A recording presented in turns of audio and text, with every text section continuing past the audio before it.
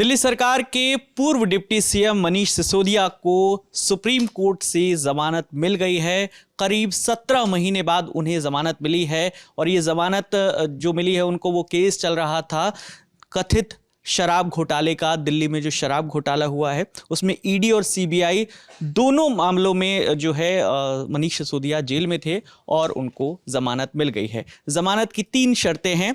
पहली शर्त है उनको 10 लाख का बेल बॉन्ड भरना होगा। दूसरी शर्त है पासपोर्ट अपना सरेंडर करना होगा। तीसरी शर्त है उन्हें हर सोमवार को जो थाने में हाजिरी देनी होगी, जो आईओ है इस केस की जांच कर रहे हैं वहां पे जाके हाजिरी देनी होगी। और बाकी इस मामले में क्या अपडेट है, न्यूज़ रूम में हमारे साथी मुरारी हैं। मुरारी बताइए। देखिए, 17 ऐसा बताया जा रहा है कि 17 महीने बाद मनीष सिसोदिया इस दिल्ली शराब नीति मामले में बाहर आएंगे।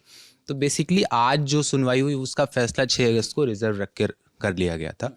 तो इसमें 2-3 बातें बहुत ही प्रमुखता से सुप्रीम कोर्ट ने कही। पहली जो सबसे जो इम्पोर्टेंट बात है वो है कि राइट टू स्पीडी ट्रायल, मतलब एक एक्यूज़ के पास ये अधिकार है कि उसके मामले में तेज़ी से सुनवाई हो। तो सुप्रीम कोर्ट ने ऑब्जर्व किया कि जो एजेंसीज़ हैं वो इस मामले की तेज़ी से सुनवाई नहीं करवा पा रही हैं। तो उसमें उन्होंने बोला कि अभी इस मामले में करीब 400 विटनेसेस को एग्जामाइन करना बाकी है और करीब थाउजेंड्स ऑफ डॉक्यूमेंट्स हैं। तो सुप्रीम कोर्ट ने कहा कि ऐसा लग नहीं रहा कि अगले कुछ महीनों में ट्रायल शुरू हो पाएगा। तो इस मामले में जैसे ट्रायल कोर्ट्स और हाई कोर्ट्स ने सिसोदिया की जमानत याचिकाएं खारिज कर दी थी, तो सुप्रीम कोर्ट ने कहा कि इन दोनों कोर्ट्स ने कोर्ट की मेरिट पर तो बात की है, लेकिन हमारे इस ऑब्जर्वेशन को नहीं सुना कि जो राइट टू स्पीडी ट्रायल है वो एक अधिकार होता है, मतलब एक एक्यूज़ का। तो उसमें उन्होंने बोला कि हमने अक्टूबर 2023 में एक ऑब्जर्वेशन दिया था कि जो prevention of money laundering act का सेक्शन 45 है उसके तहत किसी एक्यूज़ को तब जमानत दी जा सकती है अगर हम प्राइमरली इस बात से सेटिस्फाई हो जाएं कि उसने कोई ऐसा कोई क्राइम किया नहीं और वो हमें इस बात के लिए एश्योर कर सके कि अगर उसे बेल मिलेगी तो वो आगे जाके कोई क्राइम कमिट नहीं करेगा। इसमें ईडी की तरफ से जो बेसिकली जो मतलब एक जो आर्ग्यूमेंट दिया जा रहा था कि इनको जमानत इसलिए नहीं दी जानी चाहिए क्योंकि ये सिसोदिया जो हैं वो जानबूझकर इस केस को लंबा खींच रहे हैं।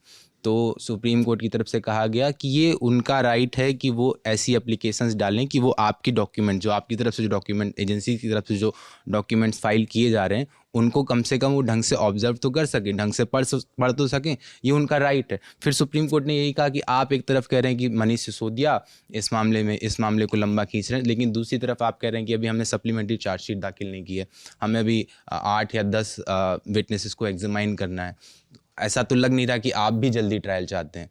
तो फिर सुप्रीम कोर्ट ने बोला कि ये एक तरीके से उनकी जो लिबर्टी का राइट है वो उनका वायलेट होगा।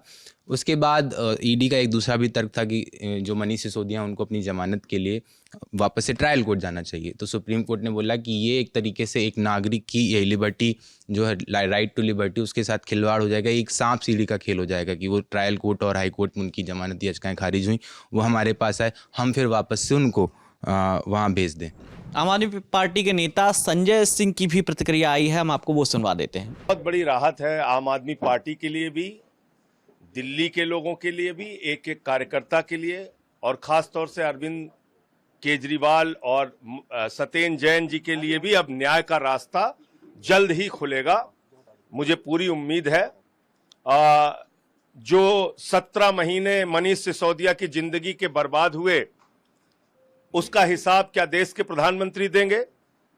जो 17 महीने दिल्ली के बच्चों के बर्बाद हुए, एक योग्य शिक्षा मंत्री के रूप में जो सेवाएं मनीष सिसोदिया दिल्ली के लोगों को दे सकते थे, उसका हिसाब कौन देगा?